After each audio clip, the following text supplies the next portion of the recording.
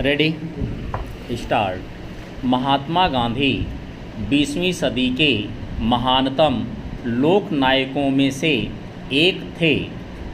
गांधी जी ने आजीवन सत्य, अहिंसा और प्रेम के पथ का अनुसरण किया और इन्हीं मार्गों पर चलते हुए गुलाम भारत को स्वतंत्रता दिलाई।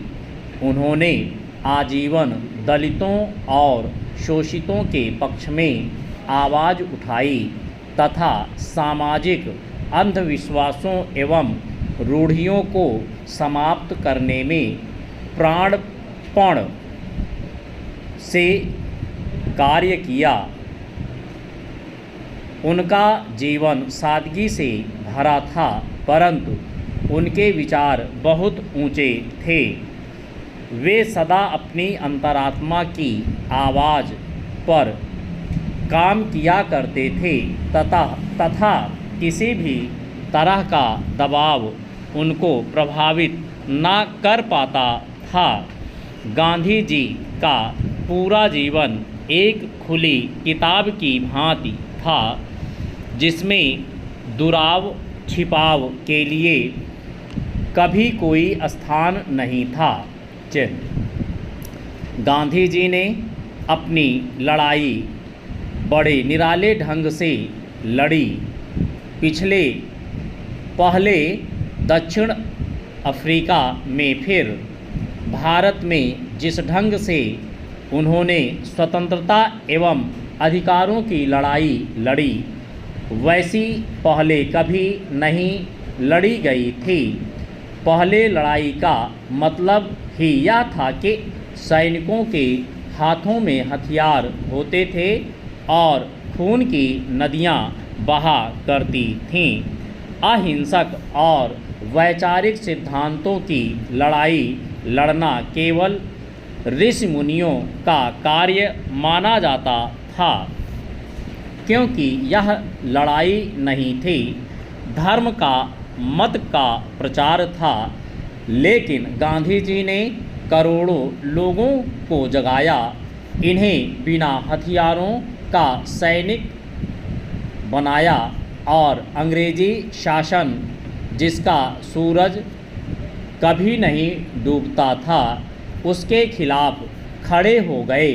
पहले गांधी जी को यह भरोसा था कि अंग्रेज भले लोग हैं, उनका शासन दुनिया के भले के लिए है, अतः वे भारत में सुधारों की तरफ झुके। परंतु भारत में उन्हें लगा कि अंग्रेज़ों के रहते भारत का भला नहीं हो सकता। तब वे उनके शासन को उखाड़ फेंकने के लिए कृत संकल्पित हो गए। उन्होंने यहाँ तक कहा कि अंग्रेज़ों को भारत को अराजकता की स्थिति में ही छोड़कर चले जाना चाहिए। सांप्रदायिकता गांधी जी को जरा भी ना भाती थी। उन्होंने हिंदुओं और मुसलमानों के बीच भाईचारे की स्थापना के लिए मरते दम तक प्रयत्न किया। यह उनकी महान उपलब्धि कही जा सकती है कि सांप्रदायिक आधार पर विभाजन के बावजूद भारत एक धर्मनिरपेक्ष देश बना रहा। यह सिद्धांत भारत को विश्व में आज भी एक विशिष्ट पहचान प्रदान करता है। हालांकि समय समय पर इस विचारधारा को कलंकित भी किया गया है। गांधी जी को हिंदुओं के बीच फैले ऊंच नीच से भी जूझना पड़ा, जो कि उस समय भारत में अपने सबसे खतरनाक स्वरूप में मौजूद था। गांधी जी समाज में स्त्रियों को उनका सम्मान दिलाने के लिए भी प्रयत्नरत रहे तथा उनकी शिक्षा पर जोर देते रहे।